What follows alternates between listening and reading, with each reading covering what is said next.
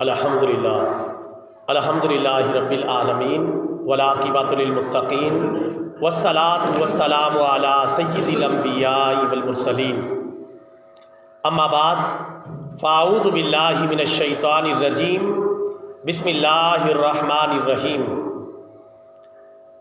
ان اللہ وملائکتہ یصلون علی النبی یا ایھا الذین آمنوا صلوا علیہ وسلموا تسلیما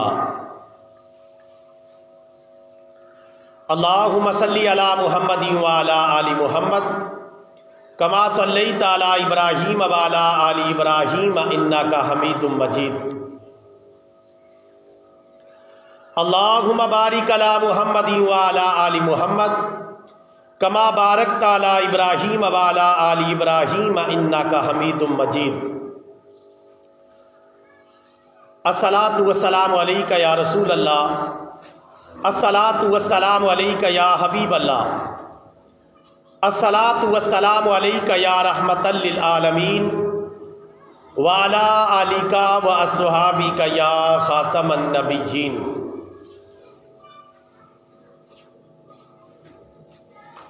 واجب الاحترام برادران اسلام، سب کی سب تعریفیں اللہ رب العالمین عز و جل کے لیے، جس نے بلا شرکت غیر پوری کائنات کو وجود عطا فرمایا، اور درود لامحدود اور سلام بے شمار ہمارے پیارے نبی حضرت محمد مصطفیٰ صلی اللہ علیہ وسلم کی ذات گرامی پر، کہ جنہوں نے دنیا میں تشریف لا کر حق کا بول بالا فرمایا۔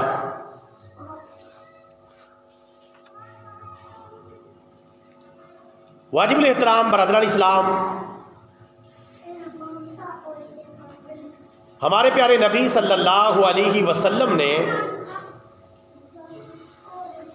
8 لوگوں، 8 احوال اور 8 چیزوں کے بارے میں ارشاد فرمایا کہ اس طرح کے لوگوں کے پیدا ہونے سے پہلے اور اس طرح کے حالات کے ظہور سے پہلے تمہارا مر جانا تمہارے زندہ رہنے سے زیادہ بہتر ہے۔ پیارے نبی صلی اللہ علیہ وسلم نے یہ 8 چیزیں 2 مختلف احادیث مبارکہ میں بیان فرمائی ہیں۔ ایک حدیث مبارکہ میں 6 چیزوں کا بیان ہوا، اور دوسری حدیث مبارکہ میں 2 چیزوں کا بیان ہوا۔ یہ کل 8 چیزیں بنتی ہیں جن کے بارے میں پیارے رسول اللہ صلی اللہ علیہ وسلم نے فرمایا ان 8 چیزوں کے ظہور سے پہلے تمہارا مر جانا تمہارے زندہ رہنے سے زیادہ بہتر ہوگا۔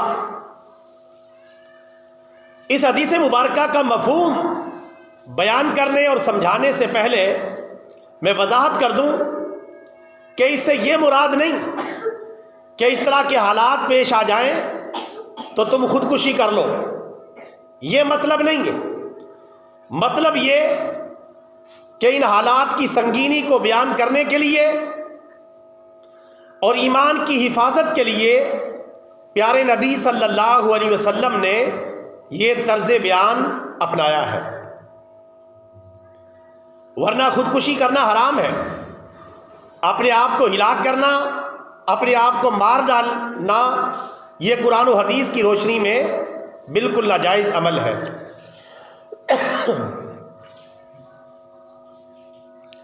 تو ان 8 اعمال کے بارے میں پیارے نبی کا یہ فرمانا کہ تمہارا مر جانا تمہارے زندہ رہنے سے زیادہ بہتر ہوگا، اس سے مراد ان حالات کی سنگینی ہے اور ایمان کی حفاظت کو یقینی بنانا ہے۔ اس تفصیل اور تمہید کے بعد پیارے نبی صلی اللہ علیہ وسلم کے یہ ارشادات عالیہ ہم سنتے ہیں اور اپنے ایمان اور اپنے اسلام کی فکر کرنے کی کوشش کرتے ہیں۔ پیارے نبی کا یہ فرمان جس میں 6 چیزوں کا بیان ہوا ہے، مسند احمد بن حنبل میں موجود ہے، حدیث شریف کی مشہور زمانہ کتاب ہے۔ اور دوسری دو چیزیں ان کا ذکر مشکات المصابیح کے اندر موجود ہے، جو کہ حدیث مبارکہ کی ایک مستند اور معتبر کتاب ہے۔ پہلے ان 6 چیزوں کا بیان جن کا ذکر مسند احمد بن حنبل میں آیا ہے، پیارے نبی صلی اللہ علیہ وسلم نے فرمایا بادروا بالموت ستا،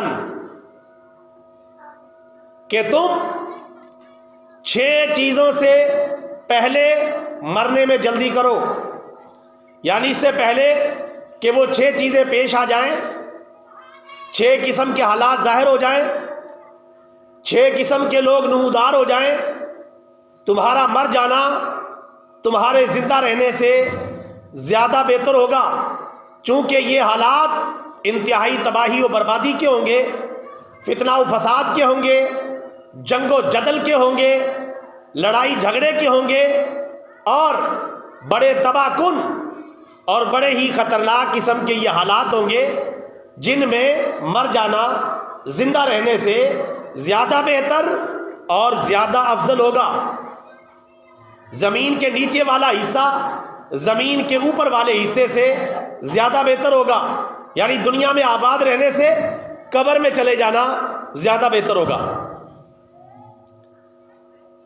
نمبر 1، پیارے نبی صلی اللہ علیہ وسلم نے فرمایا امرۃ السفہاء، بے وقوفوں کی حکمرانی سے پہلے، اس سے پہلے کہ بے وقوف حکمران آ جائیں، خسیس، ذلیل اور کمینے اور گھٹیا لوگوں کو حکمران چن لیا جائے اور انہیں حکمرانی سونپ دی جائے، اس سے پہلے تمہارا مر جانا زندہ رہنے سے زیادہ بہتر ہوگا۔ آج ہر بندہ ان حالات کے بارے میں خود فیصلہ کرے۔ میں نے تو پیارے نبی صلی اللہ علیہ وسلم کا فرمان بیان کرنا ہے اور وضاحت کرنی ہے اور آگے بڑھ جانا ہے۔ ہر بندے نے خود فیصلہ کرنا ہے کہ اس وقت حالات کی کیا نوعیت ہے اور ہمیں کس قدر اپنے ایمان اور اپنی آخرت کی فکر کرنی چاہیے۔ پہلی چیز پیارے نبی نے یہ بیان فرمائی کہ جب بے وقوف لوگوں کو حکمران بنا دیا جائے تو تمہارا مر جانا تمہارے زندہ رہنے سے زیادہ بہتر ہوگا، یعنی جب حکمران عوام کے حقوق کا خیال نہ رکھے، آپا دھاپی میں آپس کی لڑائیوں میں پڑے رہیں اور ملک اور قوم اور عوام کا خون چوستے رہیں اور ان کو بے وقوف بنا کر حکمرانی کرتے رہیں، ایسے حکمران جو مسلمانوں کی جان، مال، عزت اور آبرو کی کوئی حفاظت نہ کر سکے، ایسے ہی حکمرانوں کے بارے میں کہا گیا ہے کہ ان کی حکمرانی سے پہلے مر جانا تمہارے لیے زیادہ بہتر ہوگا۔ نمبر 2، وَكَثْرَةَ الشُّرَطِ او کما قال، پیارے نبی صلی اللہ علیہ وسلم نے فرمایا پولیس کی کثرت جب ہو جائے، پولیس کی کثرت ہو جائے، بہت زیادہ پولیس پھیل جائے اور بہت زیادہ پولیس والے بھرتی کر لیے جائیں، عام کر دیے جائیں، تو پھر تمہارے لیے مر جانا زندہ رہنے سے زیادہ بہتر ہوگا۔ یعنی پولیس کو اس لیے لایا گیا تھا حضرت عمر کے دور میں، اور پیارے نبی کے دور میں بھی محکمہ پولیس تھا، لیکن اس کا نام نہیں تھا۔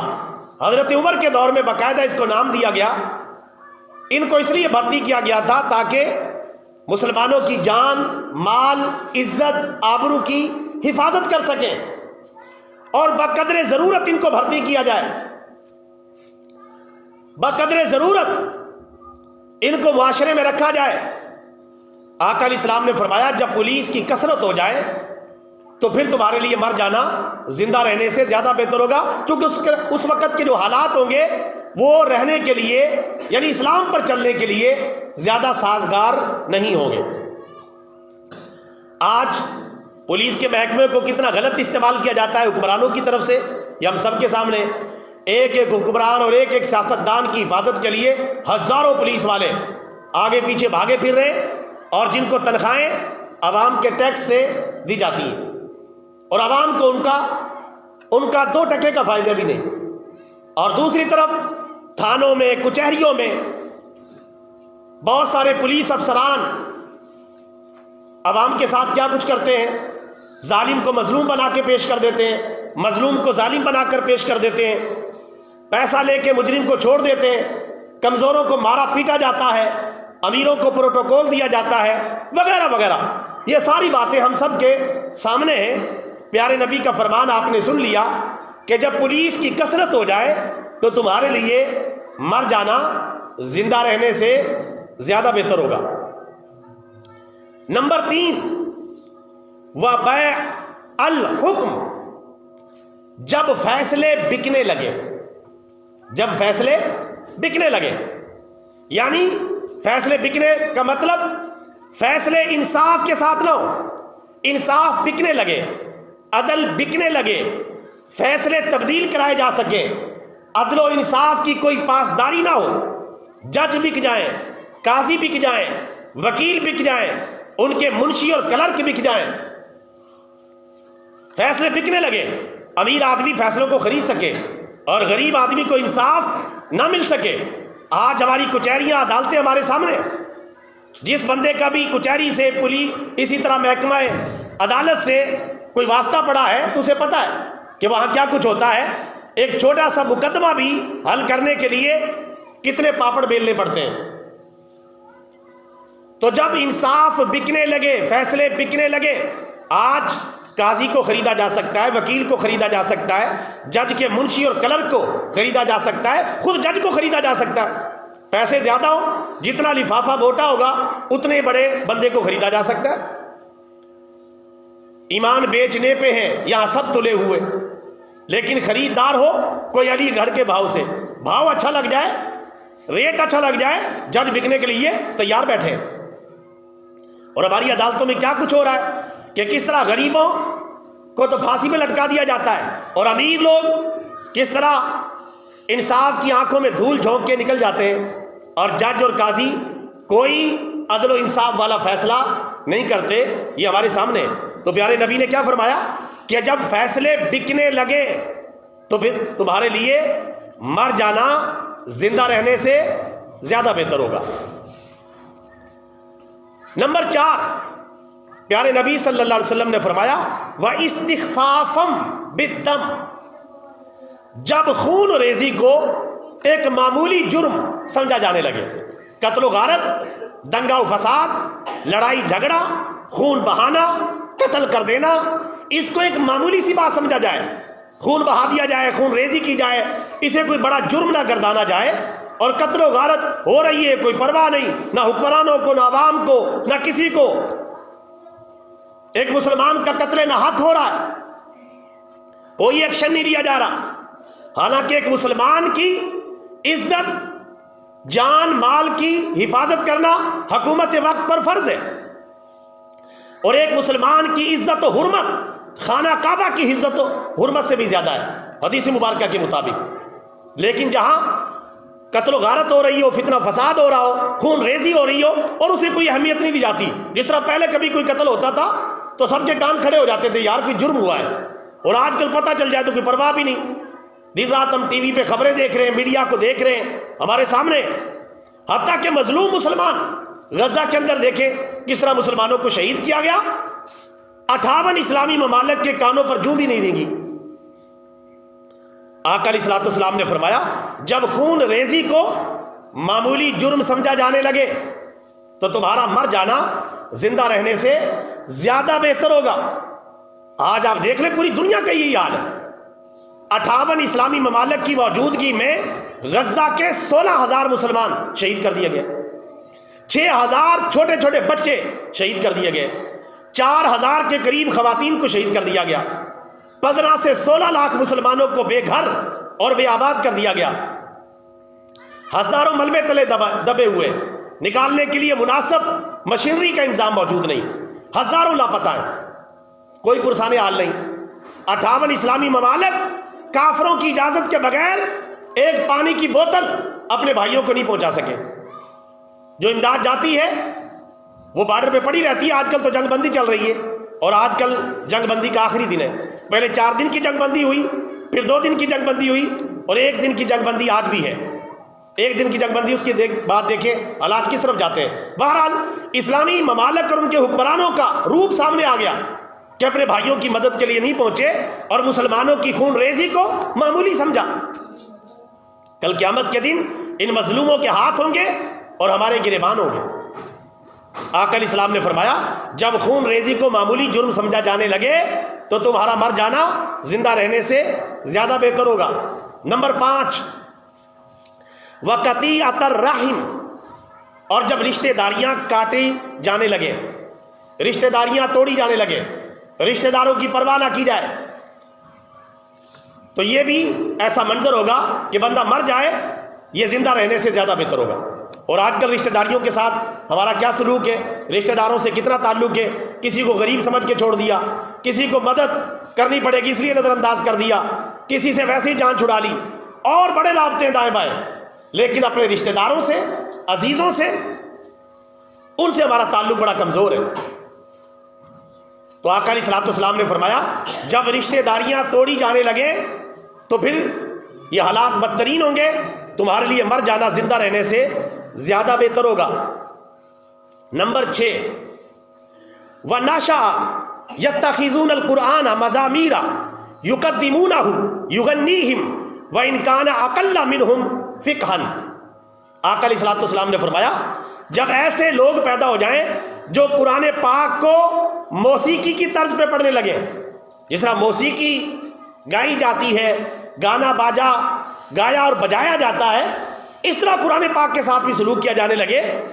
اور ایسے لوگوں کو جو گویوں کی طرز پہ، گانے کی طرز پہ، موسیقی کی طرز پہ قرآن پڑھتے ہیں، ان کو فرنٹ پہ لایا جائے. یقدمونہ یغنیہم، ان کو آگے بڑھایا جائے، یعنی ان کو سٹیجوں پہ لایا جائے کہ وہ گانے کی طرز پہ، موسیقی کی طرز پہ قرآن پاک پڑھے. وَإِنْ كَانَ أَقَلَّ مِنْهُمْ فِقْهًا، اگر سے ان سے زیادہ سمجھدار، زیادہ بڑے عالم بیٹھے ہوں، لیکن چونکہ وہ قرآن موسیقی کی طرز پہ پڑھ لیتے ہیں، ذرا طرز لگا کے پڑھ لیتے ہیں، ویسے بے عمل ہے، ویسے کوئی عمل نہیں، صرف ان کے اندر یہ کوالٹی ہے کہ وہ قرآن پاک کو موسیقی کی طرز پہ پڑھ لیتے ہیں. تو علماء کو نظر انداز کیا جائے اور ان کو فرنٹ پہ بلا کے موسیقی کی طرز پہ قرآن پاک سنا جائے. یہ حالات پیدا ہو جائیں. اور اس میں وہ ساری نعت خوانی بھی شامل ہے، جو گانوں کی طرز پہ نعتیں پڑھی جاتی ہیں وہ سب شامل ہیں. اسی طرح جاہل نعت خواں، بے عمل نعت خواں، داڑھی منڈے نعت خواں، اور ایسے نعت خواں جو بے نمازی ہیں، صرف پیشہ بنایا ہوا نعت کو، اور ان کو سٹیجوں پہ لا کے کھڑا کر دیا جائے، علماء کو ان کی نعتیں سننے کے لیے نیچے بٹھا دیا جائے. آج کل کی ہماری محفلوں کا حال دیکھ لیں، جید ترین علماء 3 گھنٹے نیچے بیٹھے ہوئے ہیں، ان کی بات کوئی سن نہیں رہا، قرآن و سنت کے مطابق ان کا بیان نہیں سن رہا، نعت خوانی چل رہی ہے، جاہل نعت خواں، نعتیں پڑھی جا رہے ہیں، غلط سلط نعتیں، اور بعض اوقات کفریہ جملے ہوتے ہیں، اور ایسے ایسے الفاظ کا استعمال کیا جاتا ہے جو بالکل ناجائز ہے. میں اس تفصیل میں نہیں جانا چاہتا، ورنہ بہت سارے میں ایسے شعر آپ کے سامنے بیان کر سکتا ہوں کہ جو آج کل ہمارے نعت خواں جنہوں نے تباہی مچائی ہوئی. تو اس طرح کی جو صورت حال ہے وہ بھی اس کے اندر شامل ہے. فرمایا کہ جب اس طرح کی حالات پیدا ہو جائیں تو تمہارے لیے مر جانا زندہ رہنے سے زیادہ بہتر ہوگا، کیونکہ حالات سنگین ہوں گے، ایمان کے لیے محفوظ حالات نہیں ہوں گے. میں پہلے عرض کر چکا ہوں، اس کا یہ مطلب نہیں کہ خودکشی کر لینا، اس کا یہ مطلب نہیں کہ اپنے آپ کو ہلاک کر لینا، کیونکہ اپنے آپ کو مارنا جائز نہیں ہے، خودکشی کرنا حرام ہے. مطلب یہ کہ اس وقت چوکنے ہو جانا، اپنے ایمان کی حفاظت کے لیے، اپنے ایمان اور اسلام کی حفاظت کے لیے خبردار ہو جانا. کہیں ایسا نہ ہو کہ اپنا ایمان ضائع کر بیٹھو. جب یہ حالات پیدا ہو جائیں تو اس طرح کی صورتحال ہوگی کہ مر جانا تمہارے لیے زندہ رہنے سے زیادہ بہتر ہوگا. تاکید کے لیے فرمایا تاکہ مسلمانوں کو اپنے ایمان اور اسلام اور آخرت کی فکر کا احساس ہو جائے. یہ 6 چیزیں مسند احمد بن حنبل کی حدیث مبارکہ میں بیان کی گئیں. 2 چیزیں اور ہیں جو جامع ترمذی حدیث مبارکہ کی مشہور زمانہ کتاب ہے، اس میں ان 2 چیزوں کو بیان کیا گیا ہے. نمبر 7، پیارے آقا صلی اللہ علیہ وسلم نے ارشاد فرمایا جب تمہارے مالدار بخیل بن جائیں، کنجوس بن جائیں، تو تمہارے لیے مر جانا زندہ رہنے سے زیادہ بہتر ہوگا. تمہارے مالدار بجائے اس کے سخاوت کریں، غریبوں پر اپنی دولت خرچ کریں، بلکہ اپنے مال کی مستیوں میں مست ہو اور کنجوس اور بخیل مالدار پیدا ہو جائیں۔ آج آپ دیکھ لیں، جو لکھ پتی ہے وہ کروڑ پتی بننے کے چکر میں، جو کروڑ پتی ہے وہ ارب پتی بننے کے چکر میں، اس کے محلے میں، اس کے گاؤں میں، اس کے دائیں بائیں غریبوں کا چولہا ٹھنڈا ہے، لوگ بھوکے مر رہے ہیں، کسی کو کسی کی کوئی پرواہ نہیں، وہ اپنی امیری میں مست ہے۔ اس کے پاس گاڑی ہے تو وہ اگلی گاڑی کی فکر میں، ایک پلاٹ ہے تو اگلے پلاٹ کی فکر میں، اسی طرح اس کے پاس کروڑوں روپے تو اربوں روپے کی فکر میں، دائیں بائیں غریبوں، یتیموں، مسکینوں، بیواؤں، مجبوروں، بے آسراؤں کے اوپر کیا گزر رہی ہے، کسی کو اس سے کوئی دلچسپی نہیں۔ فرمایا کہ جب تمہارے مالدار بخیل اور کنجوس ہو جائیں اور مسلمان جو غریب ہیں ان پر اپنا پیسہ خرچ نہ کریں، جو ان کا حق بنتا ہے ان کے مال میں، جیسا کہ قرآن پاک میں بتایا گیا وَفِي أَمْوَالِهِمْ حَقٌّ لِلسَّائِلِ وَالْمَحْرُومِ، امیروں کے مالوں میں سائلوں اور محروموں کا بھی حق ہے۔ فرمایا جب تمہارے مالدار بخیل اور کنجوس بن جائے، آپ دیکھ لیں ہماری اس فیکٹری ایریا کو دیکھ لیں، اب یہ فیکٹریوں کے جو مالکان کروڑ پتی، ارب پتی، کھرب پتی ہوں گے، لیکن ایک مزدور کو تنخواہ بھی بڑی مشکل دیتے، وہ بھی ترسا ترسا کے، تڑپا تڑپا کے، اور مزدور کو کوئی پروٹوکول نہیں، کوئی عزت نہیں۔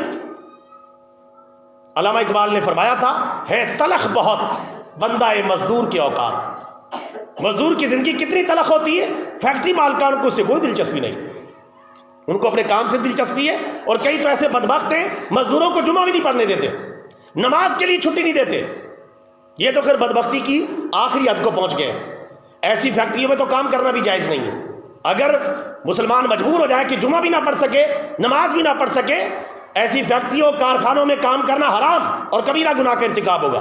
رزق اللہ کے پاس ہے، فیکٹری مالکان کے پاس رزق نہیں ہے۔ لیکن آپ دیکھ لیں ان کے دائیں بائیں غریبوں، مسکینوں، کمزوروں، مزدوروں پر کیا گزر رہی ہے۔ کبھی آپ نے دیکھا ہو کہ وہ کروڑ پتی اپنے کروڑوں روپے لے کے آگے وہ سڑک کے اوپر، میدان میں، کسی بستی میں غریبوں کے پاس، کہ کہاں ہے غریب، ہم ان کی مدد کے لیے تیار ہیں؟ کوئی ایسا نہیں ہے، بلکہ انہی کا خون نچوڑ رہے ہیں۔ اللہ تبارک و تعالی ہم سب کی حفاظت فرمائے۔ فرمایا کہ جب تمہارے مالدار بخیل اور کنجوس ہو جائیں تو تمہارے لیے مر جانا زندہ رہنے سے زیادہ بہتر ہوگا۔ آخری بات نمبر 8، پیارے آقا صلی اللہ علیہ وسلم نے ارشاد فرمایا جب اہم معاملات میں عورتوں سے مشاورت ہونے لگے، یعنی عورتوں کو مشوروں میں، اہم معاملات انتظامی، حکومتی، اہم ترین معاملات میں عورتوں کو مشوروں میں شامل کیا جائے، ان سے مشاورت کی جانے لگے، تو پھر تمہارے لیے مر جانا زندہ رہنے سے زیادہ بہتر ہوگا۔ اور آج کل اس حوالے سے کیا صورتحال ہے ہم سمجھ سکتے ہیں۔ اس کا یہ مطلب نہیں کہ عورت کی کوئی عزت نہیں، عورت کا بڑا مقام اور مرتبہ ہے، اسلام نے دیا ہے۔ خانگی امور میں، گھریلو معاملات میں عورتوں سے مشورے کرنے چاہیے، لیکن جو مرکزی معاملات ہیں، مسلمانوں کے، مردوں کے، انتظامی معاملات ہیں، حکومتی معاملات ہیں، ان میں عورتوں کو مشیر بنا کے آگے لانا، مرد فیصلے نہ کریں، کیونکہ مردوں کو اللہ نے حکمران بنایا ہے عورتوں پر۔ اللہ قرآن میں فرماتا ہے الرجال قوامون علی النساء، مرد عورتوں پر حکمران ہیں، عورتوں کو ان کے تابع بنایا گیا ہے۔ لیکن ہر جگہ عورتوں کو مشوروں میں جو اہم ترین معاملات ہیں ان کو شامل کر لیا جائے، ظاہر ہے عورتوں کے مشورے کمزور ہوں گے تو فیصلے بھی کمزور ہوں گے، نتیجہ تباہی نکلے گا۔ اور آج کل تو اللہ معاف فرمائے، جعلی پیر تو پہلے بڑے تھے، آج کل جعلی پیرنیاں بھی سامنے آ گئی ہیں، جعلی پیرنیاں لوگوں کو بیعت کر رہی ہیں، مرد ان کے بیعت ہو رہے ہیں، حالانکہ عورت کا پیر بننا ہی جائز نہیں ہے۔ اللہ نے کسی عورت کو نبی نہیں بنایا، عورتوں کا ایک اپنی کیٹیگری ہے، وہاں وہ فٹ ہوتی ہیں، وہاں ان کی عزت و آبرو ہے جو اسلام نے ان کو عطا کی ہے۔ لیکن آج بہت ساری عورتوں کو پیرنیاں بنا کے لاچ کر دیا گیا معاشرے میں، برساتی مینڈکوں کی طرح۔ جعلی پیر تو پہلے بڑے تھے، اب جعلی پیرنیاں بھی میدان میں آ گئی ہیں۔ تو یہ جعلی پیرنیاں سب فراڈ ہے، سب جھوٹ ہے، ان کا بیعت ہونا حرام ہے، اور ان کے جا کے غلامی اختیار کرنا، بیعت کرنا ان سے۔ ہمارا پچھلا وزیر اعظم دیکھے، ایک عورت کی وجہ سے کہاں پہنچ گیا، اپنی بیوی کو اپنا مرشد بنا لیا، اسی کو مرشد کہنے لگا، اسی سے مشورے لینے لگا، اسی کو حکومتی معاملات میں آگے رکھنے لگا، تو نتیجہ آج آپ کے سامنے۔ اسی طرح باقی معاملات میں دیکھیں، بڑی بڑی سیاسی پارٹیوں کو دیکھیں، عورتوں کو آگے سیاستدانوں کو دیکھیں، عورتوں کو سیکرٹری رکھا ہوا ہے، حالانکہ عورتوں سے پرسنل زندگی، علیحدگی اختیار کرنا نامحرموں سے حرام ہے، لیکن مردوں کے ساتھ مسافہ ہو رہا ہے، علیحدگی میں ان کو رکھا جا رہا ہے۔ اور اسے مشورے ہو رہے ہیں بڑے بڑے سیاسی اور ملکی امور پر، اس لیے حکمران ہو گئے کمزور، طاقت ہو گئی ختم۔ اس لیے غزہ کے مسلمانوں کی مدد کے لیے ان کے اندر جرت کہاں سے آئے گی، ہمت کہاں سے آئے گی، جذبہ جہاد کہاں سے آئے گا؟ چونکہ ان کی رگ تو عورتوں کے ہاتھوں میں، اور عورتوں کے پاس تو پھر بزدلی کے مشورے ہی ہوتے ہیں، جو آج امت مسلمہ بزدلی دکھا رہی ہے اور اپنے غزہ اور فلسطین کے مسلمانوں کی مدد کے لیے نہیں پہنچ رہی۔ تو میرے بھائیوں، پیارے نبی نے یہ بات ارشاد فرمائی کہ جب عورتوں سے اہم معاملات میں مشاورت ہونے لگے تو پھر تمہارے لیے مر جانا زندہ رہنے سے زیادہ بہتر ہوگا۔ اس لیے کوشش کریں اگر اپنے گھر کو بھی تباہ ہونے سے بچانا ہے تو گھر کی سربراہی بھی مرد کے اوپر ہونی چاہیے۔ مشورہ کرے خان کی امور میں، لینے دینے کے معاملہ جو گھریلو ہے ان میں مشورہ کرے عورتوں سے، وہاں پابندی نہیں۔ لیکن جو مسلمانوں کے اہم ترین فیصلے ہیں، حکومتی فیصلے، بین الاقوامی فیصلے ہیں، ان میں عورتوں کو بیچ میں گھسیٹنا جو عورتوں کا فیلڈ نہیں ہے، جس گھر میں عورتوں کی سربراہی آ جائے مرکزی طور پہ اور مرد ہر طرح سے تابع ہو جائیں، تھوڑے دنوں کے بعد وہ تباہ و برباد ہو جائے گا۔ تو جس قوم کی سربراہ عورت بن جائے، جس ملک کی سربراہ عورت بن جائے، صحیح بخاری میں حدیث مبارکہ موجود ہے، پیارے نبی صلی اللہ علیہ وسلم نے فرمایا وہ قوم کبھی بھی کامیاب نہیں ہوگی، وہ قوم کبھی بھی فلاح نہیں پائے گی جس کی حکمران کسی عورت کو بنا دیا جائے۔ اور ہم وہ بدنصیب قوم ہے کہ ہمارے اوپر عورتیں بھی حکمرانی کر چکی ہیں۔ اللہ تعالیٰ ہمارے حال کی حفاظت فرمائے، ملک پاکستان میں اسلام نافذ فرمائے، اور اللہ تعالیٰ یہاں دین کا غلبہ عطا فرمائے۔ تو یہ 8 چیزیں تھیں جو میں نے آپ کی خدمت میں پیش کر دی ہیں۔ آقا علیہ الصلوۃ والسلام نے جن کے بارے میں فرمایا تھا کہ ان چیزوں کے پیش آنے سے پہلے تمہارا مر جانا تمہارے زندہ رہنے سے زیادہ بہتر ہوگا۔ اللہ تعالیٰ سے دعا ہے اگر ہم ان حالات میں ہیں تو پھر اللہ تعالیٰ ہمارے ایمان اور اسلام کی حفاظت فرمائے، اور اللہ تبارک و تعالیٰ ہمیں قرآن و سنت والی زندگی اور قرآن و سنت والی موت نصیب فرمائے۔ وآخر دعوانا ان الحمد للہ رب العالمین۔